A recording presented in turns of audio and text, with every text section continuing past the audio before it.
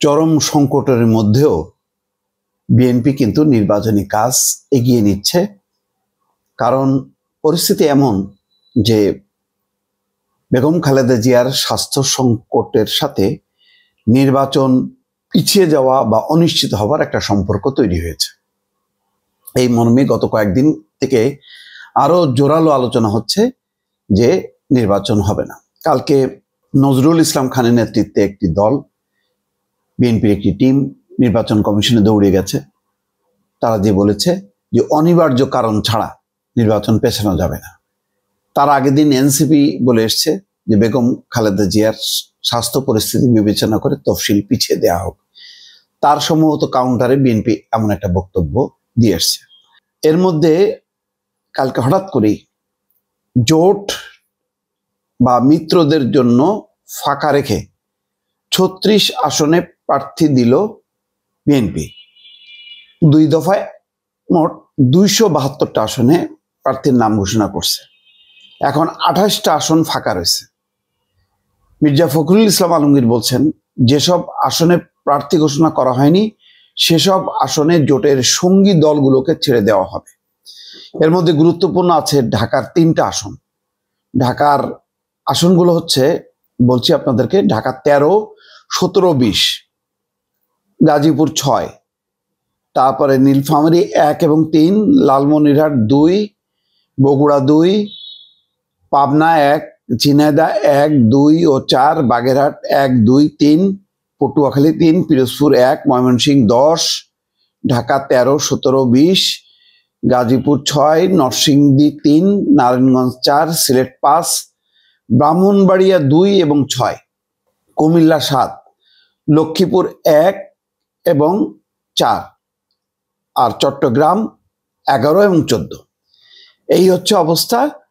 তো আমার যেটা ধারণা যে এনসিপি মাইনাস হয়ে যাচ্ছে, এনসিপির সাথে বোধহয় সম্ভবত আর হবে না, এবং এনসিপিও সিদ্ধান্ত নিয়েছে যে তারা তাদের প্রতীক ইলেকশন করবে, যা ভোট পায়।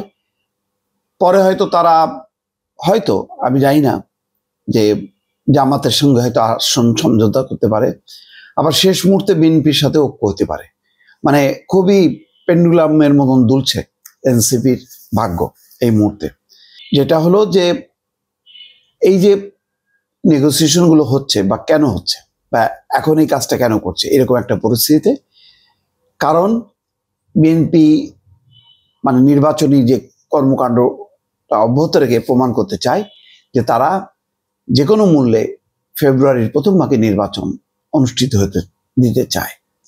যদিও এখন প্রবল হয়েছে আর একটা পক্ষ যে না, নির্বাচন পিছাতে হবে, এবং যত পেছানো হবে বিএনপি আরো বিপাকে পড়বে, এবং শেষ পর্যন্ত বিএনপির আর সরকার গঠনের যে স্বপ্ন সেই স্বপ্ন আর স্বপ্ন থাকবে না। আবার কেউ কেউ চান এমনই যে আর্মি ব্যাকড আরেকটা গভর্নমেন্ট আসুক, সেই গভর্নমেন্ট লম্বা সময়ের জন্য থাকুক।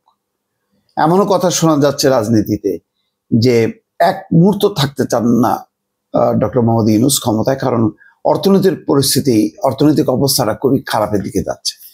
এখন উনি নোবেল বিজয়ী, উনি অর্থনীতির একজন মডেল।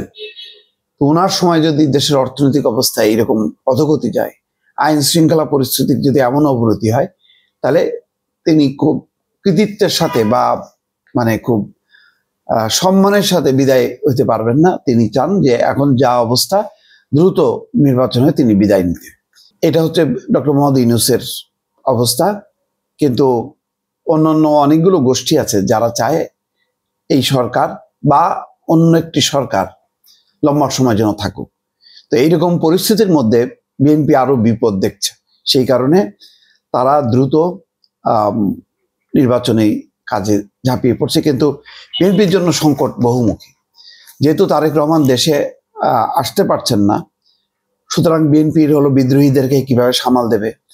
যেমন যে আসনগুলো শরিকদের জন্য রেখে দেওয়া হয়েছে, এসব আসনে কিন্তু বিএনপির খুবই নাম করা কিছু আছে, যেমন রুমিন ফারহানার অবস্থা এমন যে ওই আসনে তিনি যদি স্বতন্ত্র দাঁড়ান তিনি কিন্তু জিতে যাবেন। তো সেখানে একটি ইসলামী দলের একজন খুবই বয়স্ক একজন প্রবীণ নেতাকে দেওয়া হচ্ছে, তিনি নির্বাচনী বৈতরণী পার হবেন বলে অনেকে মনে করেন না। তো সেখানে সহজেই পার হয়ে আসবেন রবিন ফারহানা। এবং এমনকি প্রথম তালিকায় যে ঘোষণা করা হয়েছে যে সমস্ত প্রার্থীদের, যদি শেষ পর্যন্ত বিএনপি সেগুলো পরিবর্তন না করে আসনগুলো, তাহলে কিন্তু যেটা হবে অনেক প্রার্থী দাঁড়িয়ে যাবে, সেখানে তারা বিএনপির ভোটে এবং জামাতের নেপথ্য সমর্থনে কিন্তু জিতে আসবে। তো এই বিষয়গুলো কিন্তু বিএনপির জন্য সংকট তো এখন একটা আছেই। বেগম খালেদা জিয়াকে নিয়ে কি করবে, শেষ পর্যন্ত পাঠাতে পারবে কিনা, এই ইস্যুতে তারেক রহমান আসতে পারবে কিনা, জুবাইদুর রহমান এসে অবশ্য একটা হাল ধরবেন আশা করা যাচ্ছে। কিন্তু সংকটটা থেকে গেল যখন নাকি ফাইনালি তালিকাটা প্রকাশ করবে বিএনপি, তখন কিন্তু আরেক দফা সংকট শুরু হবে। এখনো কিন্তু বোঝা যাচ্ছে না, যেহেতু বেগম খালেদা জিয়ার কারণে সবাই একটা স্তম্ভিত হয়ে আছে, দোয়া কোরআন খানি মিলাদ মাহফিল এ সমস্ত নিয়ে তারা ব্যস্ত আছে। কিন্তু তার মধ্যেও কিন্তু সবার মানসিক প্রস্তুতি কিন্তু চলছে। তারপরে 28টা আসন যে ফাঁকা, এই 28টা আসন কি আসলেই সম্ভব হবে? এতগুলো আসন শরীকদের জন্য এই আসনগুলি দেওয়া মানে অনেকটা বলা যায় যে এর মধ্যে অর্ধেকটা আসন আসবে কিনা সন্দেহ আছে। তো এখন যদি যেহেতু কোর্টে গেছে বিষয়টা, প্রতীকের বিষয়টা, এর মধ্যে যদি ধানের শীষ যুক্ত হয় তাহলে হয়তো কিছুটা আশা করা যায়, নতুবা কিন্তু এইটা আশা করা খুব কঠিন। তো এরকম নানান রকম ঝড়ঝাপটা কিন্তু বিএনপির উপর দিয়ে যাচ্ছে, যেটা নির্বাচনকালীন একটা সংকট ছিল, যে নমিনেশনটা ফাইনাল করা, এর মধ্যে কিন্তু যুক্ত হয়ে গেল আবার বেগম খালেদা জিয়ার এই স্বাস্থ্য সংকট। এমন একটা সংকট, একদিকে তারেক রহমানের আসার একটা দাবি, অন্যদিকে হচ্ছে বেগম খালেদা জিয়াকে পাঠানোর একটা অনিশ্চয়তা তৈরি হয়ে বিএনপি এই মুহূর্তে বলা যায় যে একটা চরম অগ্নি পরীক্ষার মধ্যে আছে। এই অগ্নি পরীক্ষায় যদি বিএনপি উতরাতে না পারে, তাহলে কিন্তু বিএনপি চরমভাবে ধরা খাবে। দর্শক।